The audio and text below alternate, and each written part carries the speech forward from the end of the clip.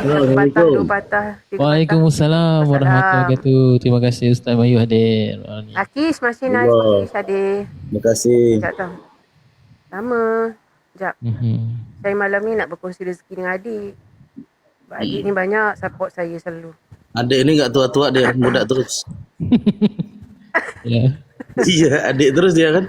Nanti sampai umur 50 60 itu Dia memang namanya adik. Rampit. Sorry tau. Malam ni saya tak buat baca ni. Nyanyi. Saya tak buat baca. kasih. Saya tak buat nyanyi. Sebab malam ni malam Isra Mi'raj kan. Saya tak nyanyilah. Saya kejap je ni. Saya nak panggil Ustaz nak baca apa-apa sikit yang dia nak baca. Lepas tu kita ada nak kongsi apa-apa tak Ustaz?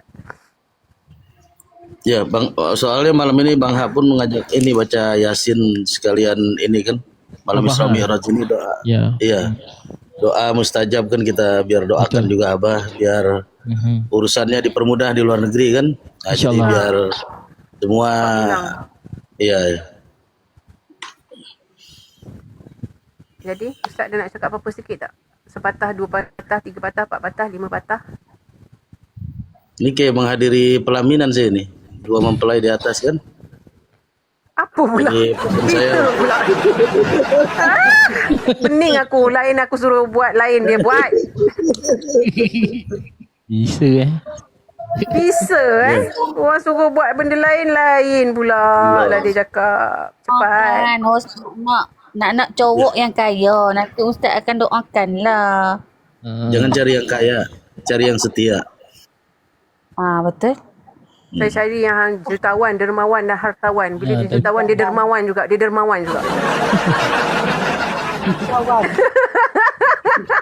Habis itu terakhir sawan. Udawan. Allah. Yang dan juga Dudawan, handsome. dudawan atau kerja kawan? Cendawan pun boleh lah.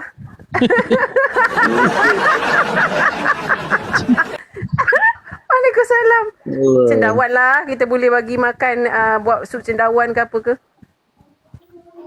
Waalaikumsalam. Apa pun je lah Ustaz. Bagilah sikit. Ya. Orang kat bawah. Abang Iman. Thank you Abang Iman. Abang Iman. Sekejap je Abang Jelas Iman. malam hari ini pun termasuk malam yang mustajab doa. Ya. Jadi di malam Isra Mi'raj Rasulullah Sallallahu Alaihi Wasallam Assalamualaikum. manfaatkanlah kesempatan yang Allah beri. Ya. Karena yang tahun-tahun kemarin ada pun di tahun ini mungkin tidak ada lagi.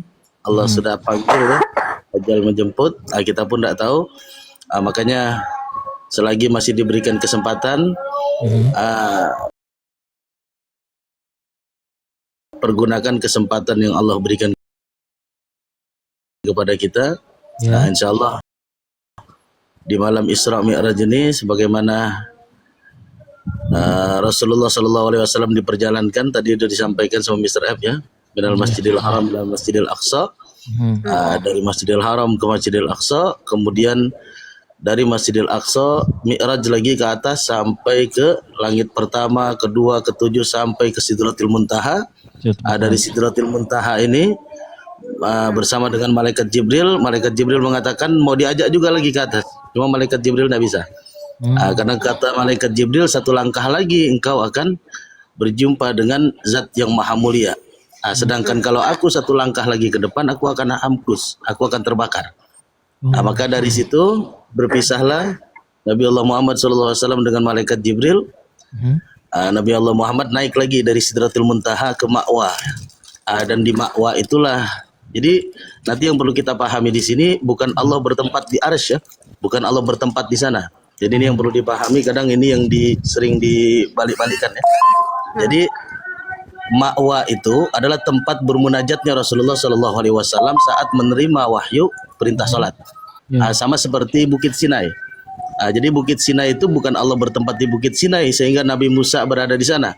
Tapi Bukit Sinai itu adalah tempat bermunajatnya Nabi Allah Musa alaihi salam menerima wahyu daripada Allah Subhanahu wa taala. Karena Allah ada tanpa butuh tempat, gitu ya. Jadi ini perlu betul kita pahami. Jadi di sanalah Rasulullah SAW dibuka hijab-hijab itu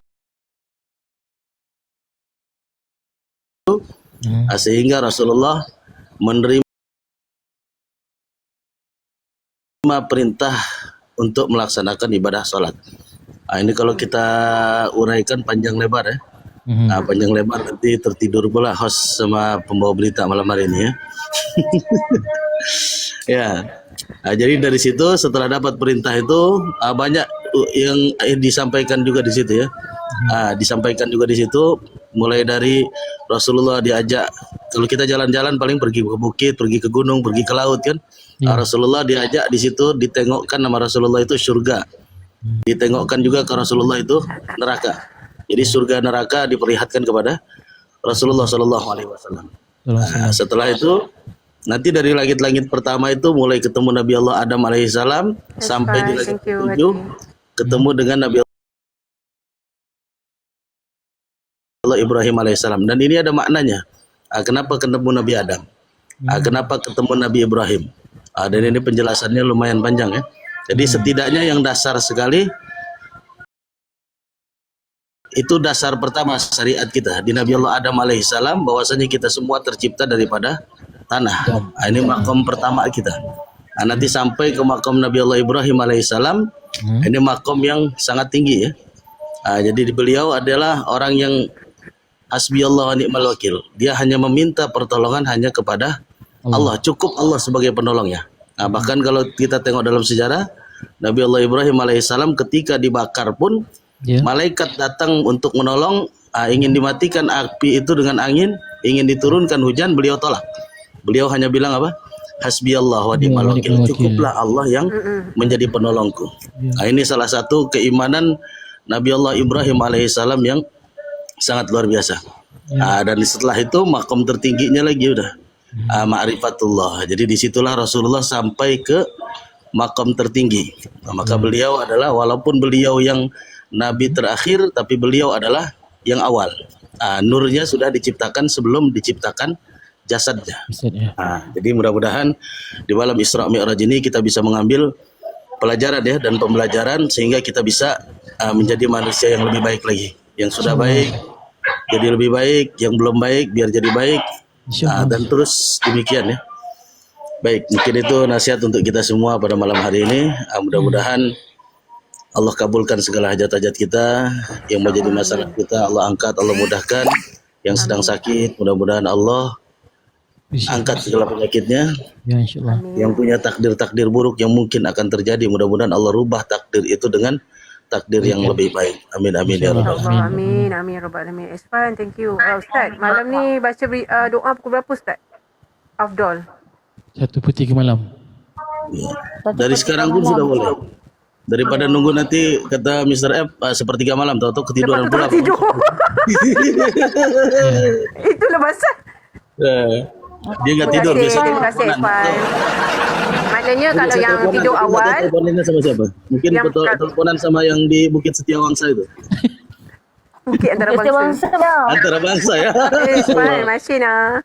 Tak, maksudnya kalau yang tidur awal dia bolehlah doa dulu. Kalau yang boleh tak, dia orang boleh bangun tu waktu 1/3 malam tu, waktu kita biasa tahajud semua tu. Kita lebih afdal waktu tu lah Jadi kita kalau untuk ibadah ini memang ada yang bagus, ada yang afdal, ada yang biasa itu. Tapi semua tengok kemampuan kita juga lagi. Kadang ada dari sahabat pun sudah dicontohkan juga. Kenapa enggak semua sahabat itu ahli Quran? Kenapa enggak semua sahabat itu ahli tafsir? Kenapa enggak semua sahabat itu ahli hadis? Kenapa kan sahabat ada ribuan ya? Tapi kenapa yang meriwayatkan hadis hanya sekian orang? Karena memang semua ada bagian-bagian tersendiri. Ada panglima perangnya yang terkenal dengan pemenangannya ketika beliau memimpin perang. Ada yang jadi prajurit saja. Ada yang terkenal dengan kekayaannya, hartanya. Ada yang terkenal dengan ibadahnya. Jadi di situ kita bisa tengok juga bahwasanya ya kita saling melengkapi ya. Dan kita bisa tengok nanti di mana kira-kira kita. Kalau yang sanggup bangun malam, silakan lakukan di 1/3 malam dengan tahajudnya, dengan witirnya sekalian. Tapi kalau yang sulit, bisa dilakukan sebelum tidur. Jadi sebelum tidur ini pun boleh. Kalau kita sholat hajat kah? Bahkan ada yang bilang, katanya abdolnya kalau tahajud harus tidur dulu. Nggak mesti tidur sebenarnya. Ya, kalau kita mau tahajud lah. Habis itu witir. Witir kalau bisa 3, kalau bisa 1 pun boleh. Karena ini salah satu sholat yang nggak pernah ditinggal Nabi adalah sholat witir ya. Nah, jadi habis isya pun boleh sholat witir langsung, daripada misalnya nanti nggak sempat kita pas tahajud misalnya untuk witir, boleh lepas isya langsung witir. Boleh 1, boleh 3, boleh 5, yang penting dalam hitungan ganjil. Jadi mana yang kita mampu. Kalau misalnya rasanya kita tidur cepat, bangun cepat, alhamdulillah. Karena ada juga yang tidur cepat, bangun lambat. Ini ya, tidurnya cepat, bangun lambat. Ada juga yang memang sering kita tidurnya lambat. Jadi bangunnya kadang jadi lambat. Maka kayak gitu ya. Jadi usahakan tergantung kemampuan kita dan di mana kira-kira kita bisa mengambil peluang itu. Gitu ya. Jadi peluang ibadah ini kita tengok juga di kemampuan kita. Pertama kalau saya dakwah di depan orang kaya, saya nggak mungkin suruh mereka sedekah dengan senyum. Ustaz, kalau sedekah pakai senyum boleh nggak? Nggak boleh kalau dia. Kenapa? Dia punya harta. Karena untuk senyum itu sedekah bagi yang tidak punya harta. Senyum saja sudah sedekah. Makanya Saya sudah senyum sekarang. Saya tengah senyum sekarang Ustaz. Saya bilang kalau orang kaya, kalau saya Ustaz gimana? Kalau Anda tidak diterima senyumnya kan, jadi sedekah. Kenapa? Karena hartanya banyak. Tapi bagi kita misalnya berdakwah di depan orang miskin, nggak mungkin itu yang kita kedepankan. Nggak mungkin kita suruh mereka, jual rumah kamu, jual motor kamu, jual mobil kamu buat sedekah. Nggak mungkin. Salam Bunda. Mungkin. Gitu ya. Jadi seekor gajah tidak pantas kalau dia mengangkat beban yang hanya bisa diangkat oleh seekor semut. Dan juga seekor semut tak mungkin dibebankan beban yang hanya bisa diangkat oleh seekor gajah. Jadi itu ya. Tapi kalau memang mau angkat juga, silahkan aja. Cuman kan jadi memaksakan diri. Jadi itu. Jadi semua kita tengok di mana letak kemampuan kita. Disitulah kita maksimalkan. Ini dengan kayak gini, misalnya ada yang partnya dia di berita kan, bagaimana berita ini kita bisa menyampaikan hal-hal yang positif. Dakwah kita lewat jalur ini. Ada yang lewat nyanyi, lewat lagu-lagunya, ada yang dengan dakwah dengan ceramahnya, ada yang dengan bacaan Al-Qur'annya, macam-macam. Iya, yang bukan gajah ya, tapi jurus gajah ya. Bukan gajah Ya, di mungkin itu batu saja. Okey, terima kasih Ustaz atas ilmu lah, tunjuk ajar. Semoga memberi manfaat juga pada semua yang mendengar dan juga untuk saya insya-Allah. Amin ya rabbal alamin. Waalaikumsalam Haji. Thank you Hadi. Maksudnya kalau kita tak boleh solat, kita doa je lah kan? Boleh doa zikir je lah. Boleh witir. Zikir dan doa. Dan kemarin je lah, kan? kemarin saya ketemu Kiai juga, beliau bilang ternyata sholat kita itu ada sayapnya. Beliau bilang sayap. Kira-kira burung kalau nggak ada sayap bisa terbang nggak? Nggak bisa. Nggak bisa. Makanya beliau ngajarin ada sayap ya, sayap sholat, sehingga sholat kita itu bisa terbang. Tapi saya nggak usah sampaikan sekarang lah, besok-besok aja lagi kan. Okay. It's okay Kak Noh, tak apa. Terima kasih tau. Baiklah, nanti kita dengar Aiman Kamarul. Thank you join. Thank you PC Aiman. Antara sayap-sayap solat tu apa tu Ustaz? Boleh lah betul sikit. Apa dia sayap-sayap. Nanti esok kupas lah lagi. Sini tak lama je. Jadi kita bagi macam ringkasan dululah. Nanti ada masa kita DM tepi nanti. PM tepi Kenapa tak nak bagi tahu kita apa tu ada sayap-sayap tu? Waalaikumsalam. Sehat semuanya. Alhamdulillah. Ibu sehat? Sehat tersangat. Alhamdulillah. Orang lain. Masih dah. Terima kasih Fauzan.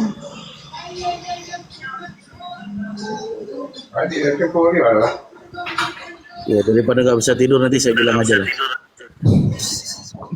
Dia tak nak beritahu sayap tu Adakah ia itu adalah sayap terluka? Itu lagu. Sayap layan ya, tapi layan tak bersayap ya. Sayap layan. Maknanya Ustaz, kalau saya tak boleh solat, saya baca zikir dengan doa je lah malam ni. Ya, bagi yang nggak bisa sholat, boleh berzikir. Apa ya ayat-ayat yang biasa kita pakai untuk doa, boleh baca. Yang tak solat, Surat-surat. tu pakai sayap ya. Ya. Tu ada. Jadi surat-surat Ustaz pendek, cakap. surat-surat pendek kita itu yang biasa pakai doa nggak jadi masalah. Baca terus jadikan zikir. Oh, okey. Nah, jadi beliau menyampaikan sayap-sayap sholat itu adalah qobliyah ba'diyah. Itu yang beliau pesankan. Mari. Jadi selama ini kadang kita sholat juga, cuman kadang memang terutama yang sholat di rumah ya. Kadang ketika kita sholat di rumah, kadang yang ba'diyah qobliyah ini sering terlepas. Kenapa? Iya. Karena kita kalau di rumah tentu kadang buru-buru lah, inilah ada saja kadang baru selesai sholat, assalamualaikum, ada tamu pula kan, tak sempat akhirnya. Ya. Makanya sayap-sayapnya inilah yang membuat terbang dia punya sholat. Ya. Maka usahakan kita maksimalkan dengan qobliyah dan ba'diyah, karena yang sunnah-sunnah ini pun dia akan menyempurnakan yang wajib-wajib. Kalau kita punya baju, alhamdulillah punya baju kan. Tapi kalau bajunya sobek kira-kira gimana? Bagus enggak? Tak. Berarti harus diapain kalau baju sobek? Harus Jahit, dijahit lah. Atau diganti yang baru. Ganti baru. Aiman, Mashin Aiman. Dia Dijahit memang atau diganti yang prinsipnya baru gitu. lah. Dia nggak mau memperbaiki kan. Kalau emang nggak bisa pakai lagi buang sajalah kan. Kan tadi dijahit. Kalau boleh dijahit. Kalau tak boleh dijahit, diganti baru lah. Macam mana kalau tak boleh jahit? Jadi usaha diperbaiki, kalau nggak bisa diperbaiki ganti yang baru gitu ya. Tapi ya dalam ibadah ini pun kayak gitu juga. Sholat ini ibarat baju, pakaian. Jadi kita semua punya pakaian yang wajib ya. Ada orang yang nggak punya pakaian, tentu nggak mungkin dia meletakkan yang lain itu di mana dia mau letakkan. Kalau kita punya sholat, mungkin sholat kita kadang ada yang telat. Mungkin sholat kita mungkin ada yang bolong, mungkin kadang ada yang lalai, segala macamnya. Tapi ketika kita isi dengan yang sunnah-sunnah, itulah gunanya. Kalau mungkin kantongnya bolong, tertambal dia. Kalau mungkin di bagian lainnya ada yang sobek, tertambal. Maka ini salah satu gunanya ibadah-ibadah sunnah kita, menyempurnakan ibadah-ibadah wajib kita. Allah. Ya, Terima kasih Ustaz. alhamdulillah.